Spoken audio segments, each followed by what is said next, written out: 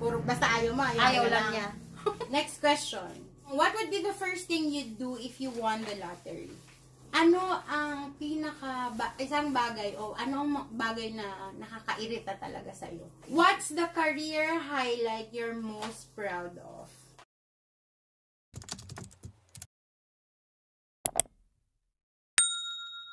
Okay, next question. What was the best career decision you've ever made? Of course, when I finally decided to pursue my studies. Nung dinicide mong mag-pursue ng Oo, studies. kasi kung hindi ka talaga makakatapos ng studies mo ngayon, ang hirap. Next question. What career advice would you give to your younger self? So, kung 19 years old, anong advice ang sasabihin mo? Mag-aral ka muna. Ganon. Talaga, pag-aaral. Kagaya nyo kaya nga, diba? Gusto ko kayo nakatapos ng pag-aaral. So, naniniwala ka na kailangan ang tao meron laging 5-year plan? Parang, Hindi. Wala yung kasi hindi ako naniniwala sa plano-plano. So, go with the flow lang. Kasi kahit anong plano mo, kung ano yung Kuha ni Lord sa'yo. kung ni Lord sa'yo, yun ang mangyari. Tutulungan mo na lang ang sarili mo. Ikaw na lang ang tutulong sa sarili mo. Okay, next question. How do you separate your work life from your home life before nung nag-work ka? Ang hirap, hindi mo talaga masiseparate ang family sa work. Magkasama palagi yan. Kasi kung hindi ka naman magtatrabaho, paano yung mga pamilya mo, mga anak mo, kung hindi mo naman yung pamilya mo, yung trabaho mo naman magsasuffer. Kaya yan, Combination talaga. Talagang hand in hand. Together sila. Next question. Ano tingin mo sa mga taong workaholic? nasa isip nun, talagang mga pamilya rin ang nasa isip ng mga workaholic. Hindi kaya maluho lang, ganon? Maraming utang, ganon? Workaholic ka kasi may pinag-aanuhan ka ng pinaglaplanuhan mo yung future, ganon?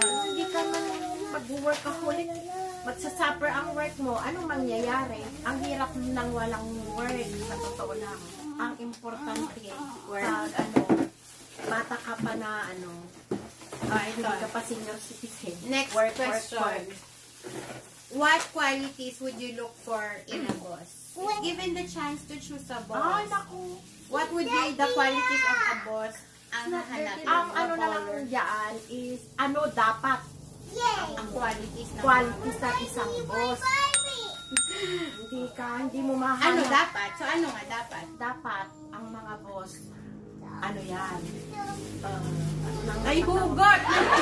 Hindi, may Understanding? hindi kasi, sa trabaho kasi mahirap din. People person dapat, ganon? Give and take din yan, saka, Pero management kasi yun kaya mahirap din na kasi nga, sila din ang nape-pressure din sila, kaya hindi nila maiwasan na ma-pressure, pero mahirap, ang hirap. Pero nung did you have a professional mentor nung nagtatrabaho ka? May mentor ka ba? Let's say, nung teaching mo, meron kang mentor na Oo, yung principal ko noon, mabait. principal na. Oo, mabait talaga. Siya ang mentor ko talaga, si Ma'am Revilla. Mabait yun. Shout out, Ma'am Revilla. Buhay pa mo. Hindi ko nga alam, Ma'am Revilla. Hindi ko alam. Shout out. Okay, next. Do you have a work best friend? Meron kang best friend sa work? Oo, meron. Siyempre, halos lahat ko. Friend ko naman. Lahat ng mga ko. Ewan ko lang ako may nagagalit sa akin. Pero ako, lahat friend ko. Okay. Next question. Pag after work, nag-happy hour din tayo noon. Nung nag-teaching ka pa, and then after nag-teaching ka, Oo. may happy hour din tayo. Merong hindi mo naman maiwasan. May time din, pero may time din. Labas tayo, kain tayo sa labas. Ganon. Kain-kain lang, di inom-inom. Wala. Hindi ako. Hindi, sa totoo lang. No baby, you'll fall there. Hindi Come ako. here kay Tita Cam. Okay, next question. How do you motivate yourself in your career? Siyempre, I use this one. pag iniisip ko na, ay nako, tuition na naman. Bayaran ng tuition. Bayaran na naman ng tuition, allowance na naman ng anak mo.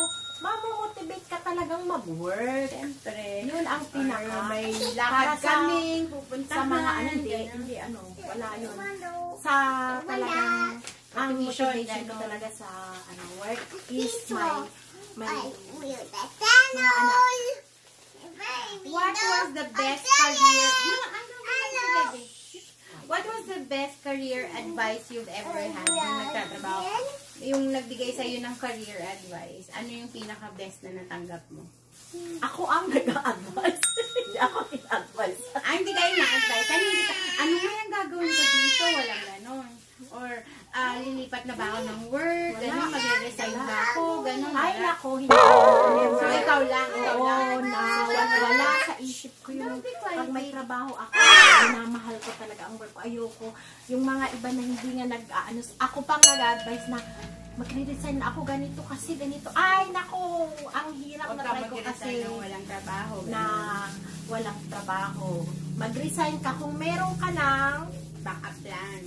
napasukan na iba na siguradong makakapasok ka sa trabaho. Pero kung wala pa, ang hirap. What was the yung na-surprise ka dun sa trabaho na yon? Na hindi mo akalain na gano'n or ang ganda pala nun, yung sabi nila ganito, hindi pala yung gano'n. What surprised you the most? Ay, nako. Sa totoo lang, nung nag-work ako doon, nung nag-WAP kasi pag, nag-OJT ka, tawag doon, OJT, WAP pa. Parang trainee ka pa lang, hindi ka pa regular employee, gano'n. Trainee ka pa lang, may mga body-bodies ka, gano'n. Ayoko na. Body-body ako, hindi ko kasi, hindi, ganun pala yun sa trabaho kasi iba. Basta, sabi ko pag hindi ba ako nag-on hand kasi pag magbabody-body ka, titignan mo muna yung ginagawa nila, ano pa. Pag hindi pa ako mag-on hand, sabi ko, hindi na ako papasok, sabi ko. Pag hindi ka pa on the job na talaga, hindi na ako papasok bukas, sabi ko. Ayaw mo kasi Oh, pero sa akin lang yun, sa sarili ko lang yun sinabi ko lang sa sarili ko. Tapos nung kinabukasan, meron na silang binigay sa akin na alam mo naman agad yung gagawin mo. Siyempre, alam mo na kasi nagbabody. Hindi maganda pala. Binigyan na ako kaagad. Kinabukasan nung sinabi ko hindi na ako hay nako, ang saya-saya ko meron na akong nawakan. Question. Na-stress ka na ba sa work? Lahat ng nag-work. Ano ginagawa mo pag nai-stress ka? Hindi ko na lang iniisip. Ako alam ko. Nagpapa-facial siya, gano'n. Oo, pala. Pag nai-stress na ako, magpapa-facial na ako. Ako ng buhok. Nag-ano siya, self-pampering siya pag nasa-stress siya sa work. Tayo, sa family naman. So, since nag-retire ka na, ang ko na lang dito, syempre yung time mo talaga is nasa family na. Anong pinaka-gusto mong, since nag-retire ka, ano yung pinaka-gusto mong time na ini-spend sa family? Lahat. Gusto ko kaya nung nag-retire na ako, ay nako. Ibang-iba na pag nag-retire ka, nandito ka na sa bahay, wala ka nang iniisip na magigising ka na ganitong oras, mag-ayos ka na ganito, maliligo ka, next question. Ang sarap. Tapos pag-retire ka na kasi, syempre, may pension ka na eh. Who do you most like spending time with and why? Syempre, family ko. Mga apo mo. Mga anak ko, mga apo ko. Pinaka-masaya sa buhay ko talaga. So, thank you pala sa quarantine. Pero, Thank you. sana mawala na yung na rin ito. virus. Para makapasyal-pasyal din kami. Next question. Where were you close with your family growing up nung bata Oo, ka? maano ang family, ano namin talaga. Family ties, no? Family ties Talagang namin. Close na close ang mga family. So, how would you define your family now? Now, Mm-hmm. thank you Lord kasi ang family namin, family ko ngayon, talagang blessed ni Lord na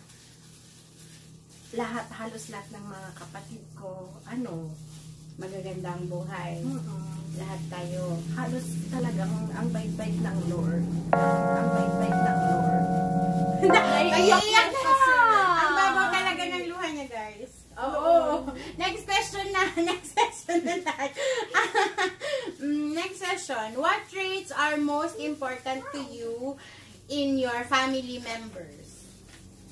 Traits na Respect. Yun ang importante. Respect sa family at saka pagmamahal. Yan ang pinaka-importante talaga sa family. Bakit ba ganyan? Kasi umiyak ka na, may hugot ka ba? Next question. Who are you the closest to and why? Sa mga kapatid. Sa mga kapatid mo. Halos lahat naman sila. Close sa akin. Close ko sila. Ewan ko sa kanila. Pero ako, halos lahat sila. Halos ba halos? Hindi ba lahat? Lahat sila. Ay, may isa, meron iba. Perfect. Halos lahat. Pero, Sige, next question. Wait What's lang. your favorite family tradition? Family tradition ninyo is occasion lang ang namin, magkakabanding talaga is namin. Wala silang family tradition din naman. Hindi, may family tradition sila tuwing Christmas. Yung magsaboy ng pera, yung Hindi naman na, oh my God. Next question. If you could change your relationship with a family member, would you? If so, with who? Change? Oo, yung relationship mo with a family member. No. Wala? Wala kang babaguhin. Wala. Hindi talagang yun na. Tapos na. What was it like growing up as the eldest? Wala lang, masaya. Maganda. Up naman, hindi ngayon. Growing up as the Masaya, eldest. masaya. Na ikaw ang eldest, ikaw nag-aalaga sa mga kapatid mo. Na-enjoy mo yun. Oo, ang ganda-ganda naman. Hindi naman ako napangalan sa pangalan ako, pero hindi ako post na hindi One eternity later. Wala na yung sister ko. Okay, next question. Okay, next. Wala kang family tradition. Wala kang babaguhing relationship kasi okay naman lahat. So, as the oldest or the eldest, masaya naman kasi ikaw nag-aalaga sa mga kapatid mo. Does your family ever take trips together nung bata kayo? Ay, oo, nung mga bata kami. Oo, naalala ko kwento rin ni nanay. Sumasakay kayo ng tren. Tren ba nun din? Nasakyan ko pa kayo Manila. Tapos si tatay, mahilig din kasi minsan noong natistino siya sa Olongapo, kami naliligo kami palagi sa beach. Sa beach. So, what's your favorite family memory pag nag-beach kayo? Ayun, enjoy kami, masaya kami, laro kami sa tabi ng dagat. Saan beach dito? Nasa Bawang? Hindi sa Olongapo nga. Ay, sa Olongapo. Ay, may beach sa Olongapo. Ay, oo nga pala. Pero di ba walang alon yung beach? Tabing nakatira kami noon malapit sa dagat, kaya lagi kami So, what TV family most reminds you of your own family? Parang yung mga TV drama reminds you. Or hindi naman TV drama, TV shows, ganyan, no? Mga panahon na yun. Kasi ako, ang pinakagusto ko noon, nung bata ako, Wonder Years. Ay, nako, ako ang dami ko, mahilig ako. Pero mai-compare mo sa family niyo. Wala, hindi ko Walang alam. specific, hindi mo na maalala. Do you ever wish you were raised differently? Hindi, si nanay Hindi mo winish na sana mas ganito, mas maganda never ginagawa na wala. Masaya ka na, okay ka, kontento ka. Kung ano yung naibigay sa'yo. What's the best piece of advice a family member has given to you? Kahit sa pinsan, kahit best advice na binigay ng isang family. Hindi nga ako kasi, panganay nga ako, hindi ako nag-aas ng mga advice. Ako ang taga-advice. Hindi, wala naman sa ako totoo ganyan, lang. ma. Ay, sa totoo Panganay lang. din ako. Ako palaging nag-a-advise tungkol sa mga pag-asawa. Basta ganun. So, ilan kayong magkakapatid? Walo nga Total, kami. walo. oh. So, Laging did you ako ever, nag-advise. did you ever wish na mas konti kayo o mas marami Hindi, pa kayo? mas maganda nga marami. Hindi ko winis na. Eh, ba't dalawa lang kami na anak mo? Eh, kasi noong... Tatlo pala. Kasi nga, nasaan na ba tayo? 90s na. Hindi mo na uso yung maraming anak. Ikaw naman, para ka naman. Did you ever lie to your parents nung high school? Hindi mo naman maiiwasan. Mga white yan. lies talaga. Hindi ka. Sa bagay, totoo naman. White lies yan. If you had a family business noon, what would it be? Kung nagkaroon kayo ng family business. Ay, hindi naman yun. Hindi naman Hindi nyo inisip. Hindi si tatay ng business dati. Hindi, ang gusto ni tatay is, yun, farm. Farm. Kaya bumili sila ng farm nila. Yun ang gusto nila. Farm saan? Ay, yung sa Malog, yung ilang hektarya. Gusto lang ni Oh, tatay, yun. Do you and your family have any nicknames to each other? Parang kay Uncle Joy, Paldiit. Oo, Ganon. marami. Ikaw, anong tawag nila sa'yo? Si noon? Pin nga. Hindi, yung nickname parang kay Uncle Joy nga, di ba? Paldiit, gano'n. Hindi, wala, yun lang, si Pin, wala. Kasi walang, Si Cheng ata o si yung Bugs Bunny, tawag niya Uncle Ay. Joy noon. Yung mga gano'n, wala. Wala. Wala kang maalala. Si, tulad kay Tita Angie, ang tawag, Yats, gano'n. Payatot. Oo nga, Payatot, Yats. Payatot. O, next, ikaw wala. Wala akong matandaan. Sa si Pin lang ako, Josephine. Si tatay mahilig. Si Pin! Ay, ganun ang tawag sa'yo ni tatay.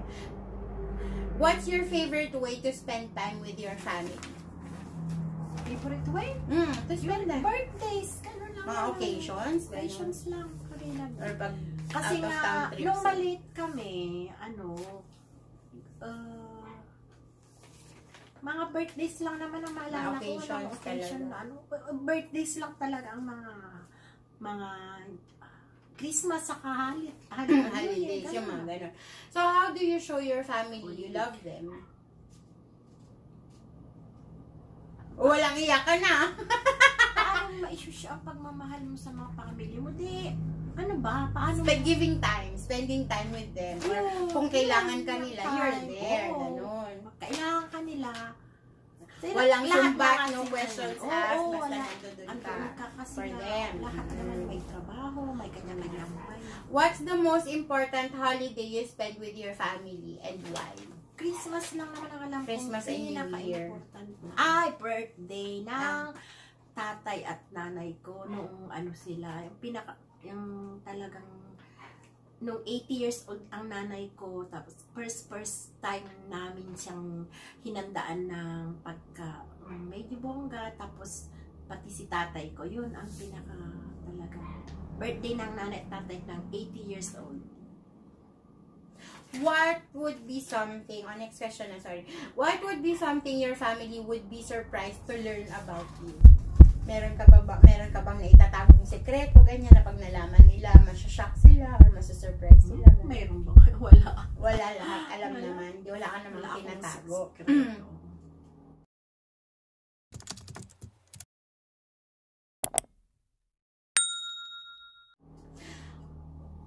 Sa family member o sa mga kapatid mo, kanino ka most nagko-confide? Next question, how do you deal with arguments between family members? What makes you proud of your family? Siyempre, yung mawala. What is your definition of success?